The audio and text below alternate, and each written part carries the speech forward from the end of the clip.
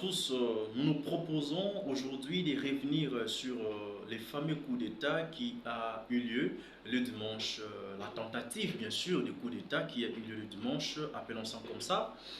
En fait, quelques éléments qui remettent en cause cette tentative de coup d'État. Comment les putschistes ont d'abord et avant tout commencé par attaquer la maison de Vital Kamerhe. Vital Kamerhe qui n'est rien d'autre qu'un candidat, qui n'était qu'un candidat président du bureau définitif de l'Assemblée nationale, aujourd'hui élu président de la Chambre basse du Parlement. Là, c'est le premier élément. Le coup d'État vise principalement le président de la République. On doit d'abord viser le président de la République et ensuite peut-être viser son entourage. Mais ces putschistes commencent par l'entourage du président de la République, puis laissent librement le président de la République. C'est contradictoire et donc c'est flou. Deuxième élément, quand on parle du coup d'État, il faut une organisation. Tout porte à croire que ce groupe de putschistes n'était pas organisé. D'abord, sur le plan numérique, ils sont à une cinquantaine de militaires seulement. Première faute qu'ils ont commise. De deux, vous faites les coups d'État au Palais de la Nation un dimanche. Quand on sait que en Afrique, tout comme ailleurs, les dimanches, les gens ne travaillent presque pas. Et le chef de l'État ne travaille pas les dimanches au Palais de la Nation. Il est censé être dans sa résidence officielle à la Cité de l'Union africaine. Pourquoi ces putschistes n'étaient pas partis où se trouvaient les chefs de l'État et ont préféré aller au Palais de la Nation, pire encore, un dimanche, jour où le président de la République n'est pas au bureau? Parce qu'il devrait avoir les informations en amont qu'un tel jour, le président ne peut pas être là. Quand on fait un putsch, en tout cas, on réunit tous les éléments en amont avant de passer à l'acte. Avant de passer à l'acte. Autre chose à signaler, pourquoi ces putschistes n'ont pas, pris les lieux stratégiques du pays? Parce que quand on fait un coup d'État, il faut prendre l'aéroport, notamment d'Ndjili, pour empêcher au président de la République de fuir, tout comme ses ministres ou ses proches. Il n'y avait aucun militaire putschiste à l'aéroport. Il n'y avait pas de militaires putschistes à la cité de l'Union africaine, où se trouvent et les bureaux et la maison du chef de l'État. Il n'y avait pas de militaires putschistes à la chaîne nationale, la RTNC. Il n'y avait pas de putschistes au Parlement. Bref, dans tous les lieux stratégiques du pays, il n'y avait pas de putschistes. Ils se sont concentrés dans un seul lieu, Palais de la Nation, un dimanche. Ce qui nous fait croire que l'idée n'était pas peut-être de faire le coup d'État, mais autre chose. Parce que c'est inconcevable qu'une cinquantaine de militaires seulement préparent un coup d'État dans un pays vaste comme la République démocratique du Congo. Ça ne se fait pas. Voilà pourquoi les observateurs avertis pensent que ces militaires visaient d'abord et avant tout Vital Kamerhe. Vital Kamerhe, comme vous le savez, a des ambitions présidentielles. Il veut postuler, en tout cas à la prochaine élection présidentielle, comme président de la République. Et l'accord qui avait fait de lui candidat président de la République en 2023, a été reconsidéré, revisité par la coalition Cash. Par conséquent, Kamerhe accepte au moins d'être au perchoir de l'Assemblée nationale. Est-ce l'idée est d'assassiner ou d'éliminer physiquement Vital Kamerhe après l'avoir raté au procès 100 jours, ou soit c'est une autre chose? Autant de questions que l'on se pose en tant qu'observateur averti pour éclairer l'opinion qui nous suit. Ça prête confusion. Ça prête confusion. Et puis,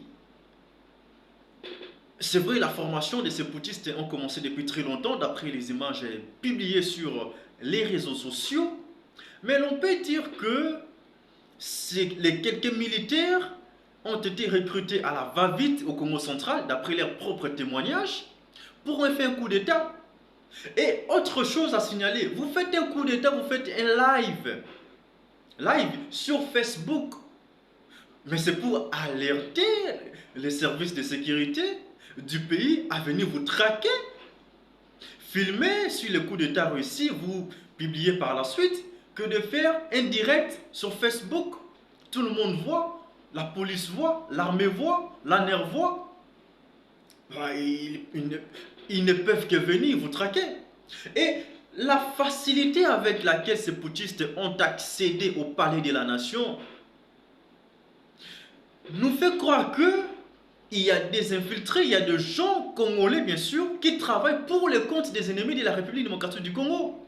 Comment expliquer palais de la nation, le bureau officiel du président de la République, si bien qu'un dimanche, il y a des militaires tout autour, mais les putschistes ont accédé dans ce lieu très librement, avec beaucoup de facilité.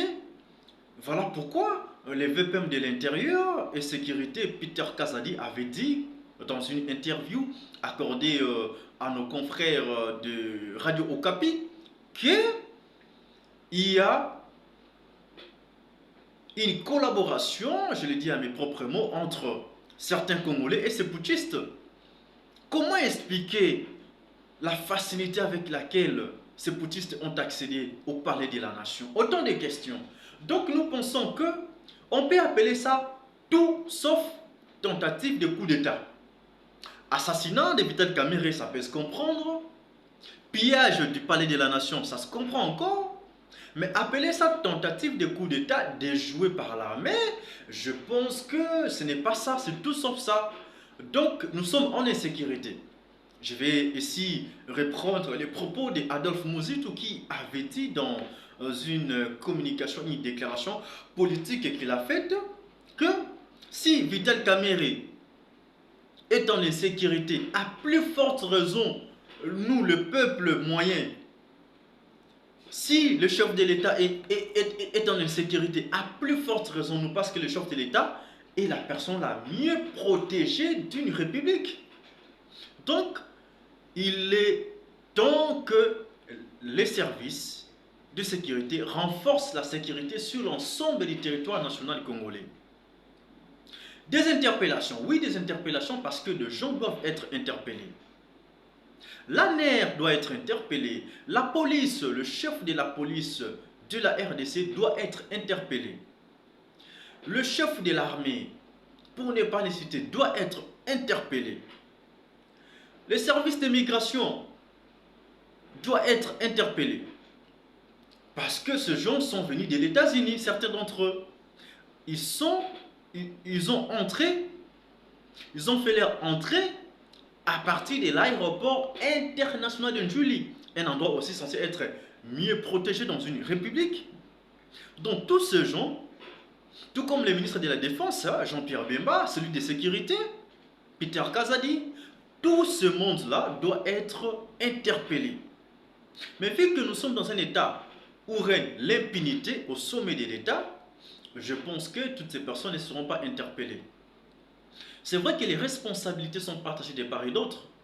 J'avoue que nos loyaux militaires ont fait un travail très remarquable parce qu'ils ont traqué ces putschistes et dans les rangs de nos militaires, d'après les rapports qui ont été faits par les porte-parole de l'armée et Sylvain Ekenge, aucun mort côté congolais.